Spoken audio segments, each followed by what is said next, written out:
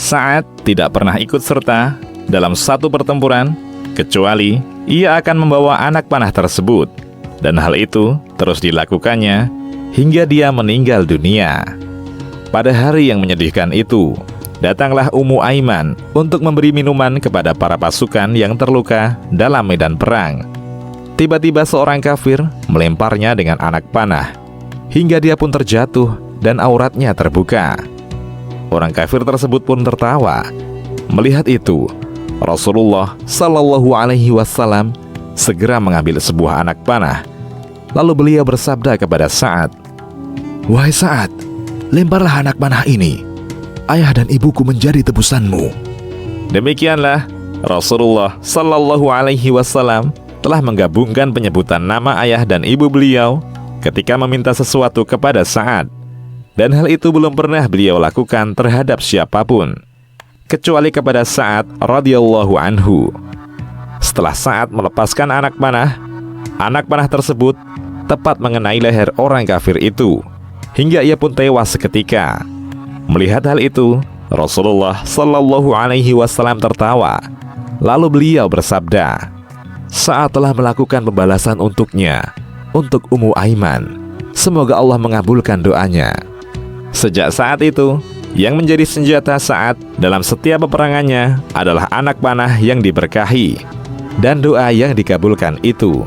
Sa'ad selalu teringat akan sabda Rasulullah Shallallahu Alaihi Wasallam yang ditujukan kepadanya, "Makanlah yang baik-baik, wahai Sa'ad. Niscaya doamu akan dikabulkan." Dia juga teringat sabda Rasulullah yang lainnya, "Ya Allah, tepatkanlah lemparannya dan kabulkanlah doanya." Allah Subhanahu wa Ta'ala mengabulkan doa nabinya itu. Maka Sa'ad radhiyallahu anhu pun menjadi pemanah jitu dan doanya selalu terkabulkan. Mengenai lemparan jitu dan anak panah yang selalu mengenai sasaran, dapat dilihat dengan jelas dalam pertempuran-pertempuran yang selalu diikuti oleh Sa'ad dalam melawan orang-orang musyrik, terutama ketika dia menjadi pemimpin pasukan kaum muslimin dalam penaklukan negeri Persia dengan tujuan menyebarluaskan Islam di sana. Sebelum terjadinya peperangan yang sangat masyhur di negeri Persia, yakni Perang Qadisiyah, orang-orang Persia telah berkumpul dalam jumlah yang besar guna menghadapi orang-orang Islam. Saat itu, Umar bin Khattab yang menjadi Amirul Mukminin ingin keluar guna menghadapi pasukan Persia dan memimpin pasukan kaum muslimin. Namun Ali bin Abi Thalib berhasil merayunya agar dia mengurungkan niatnya tersebut. Tugas yang sangat sulit ini tidak mungkin dapat dilakukan kecuali oleh orang yang memiliki kekuatan, baik dalam keimanan maupun fisiknya. Dari sini, Abdurrahman bin Auf berkata kepada Umar, "Sebaiknya kamu mengutus orang yang memiliki cakar-cakar seperti singa. Dia adalah Sa'ad bin Abi Waqqas." Umar pun mempertimbangkan perkataan Abdurrahman tersebut, hingga akhirnya dia berpendapat bahwa Sa'ad merupakan singa yang pantas untuk dipercaya melakukan tugas yang sulit itu. Umar pun menunjuknya sebagai pemimpin pasukan.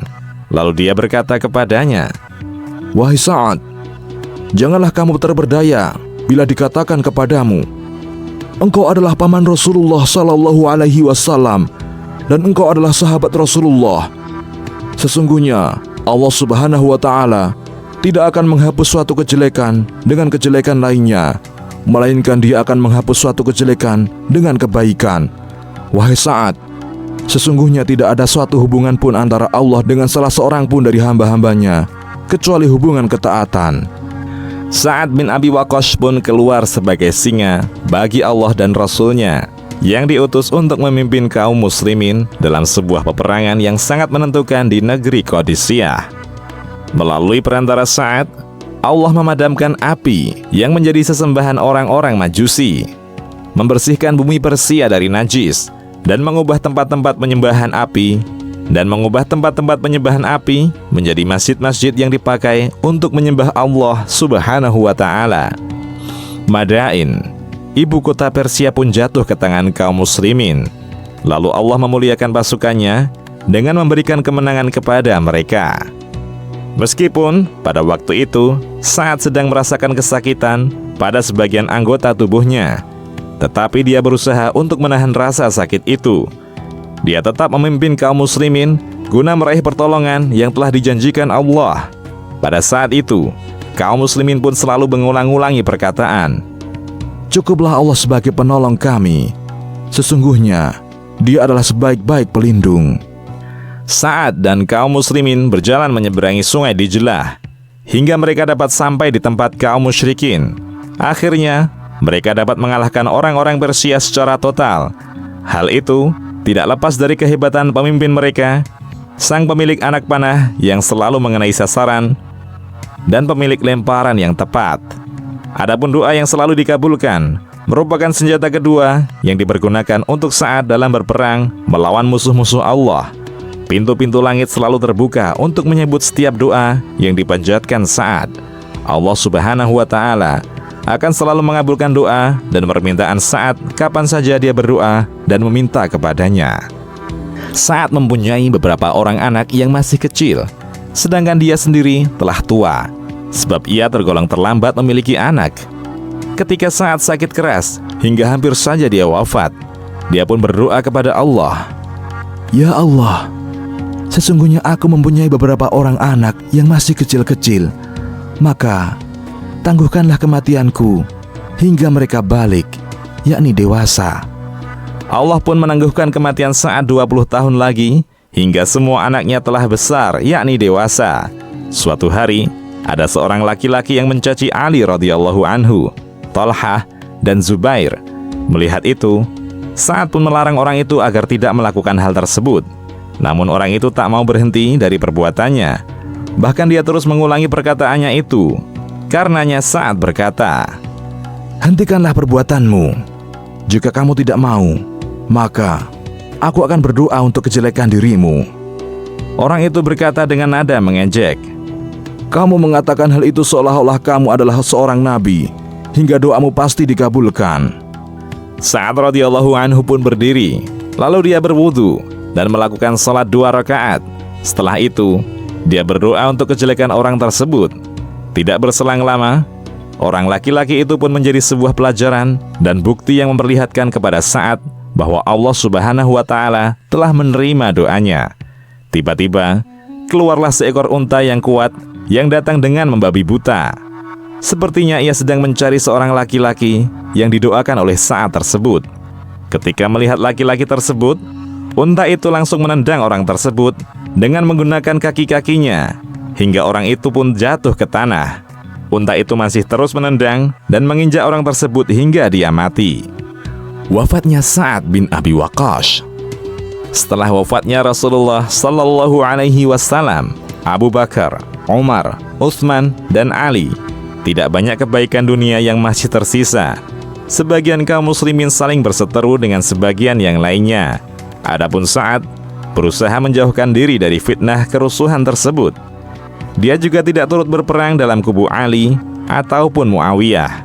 Akan tetapi, dia lebih memilih untuk tinggal di Madinah yang berada jauh dari tempat terjadinya kerusuhan tersebut. Dia menjadi wali, yakni gubernur di sana. Ketika hari kematiannya datang, dia sempat berkata, "Aku mempunyai sebuah jubah yang terbuat dari bulu. Ketika aku menghadapi pasukan kaum musyrikin pada peperangan Badar, aku mengenakan jubah tersebut. Sesungguhnya, aku ingin bertemu Allah dengan menggunakan jubah tersebut. Karenanya, kafanilah aku dengan jubah itu bila aku meninggal." Pada pagi hari di tahun ke-55 Hijriah, kaum muslimin melayat Sa'ad. Mereka memakamkannya di Baqi, di samping kuburan para sahabat Nabi Sallallahu Alaihi Wasallam. Istri-istri Nabi Sallallahu Alaihi Wasallam, Ummahatul Mukminin, ikut mendoakannya. Mereka semua menangis terseduh-seduh karena sang pelempar jitu dan pemilik doa yang selalu terkabulkan itu telah meninggal dunia. Semoga Sa'ad dapat sampai ke surga-surga Allah serta dapat meraih keridhaan dan ampunannya. Kini yang tersisa hanyalah sabda Rasulullah Sallallahu Alaihi Wasallam, "Lemparkanlah anak panah ini, wahai Sa'ad. Lemparkan anak panah ini, wahai Sa'ad. Ayah dan ibuku menjadi tebusanmu." Demikian, wallahu a'lam.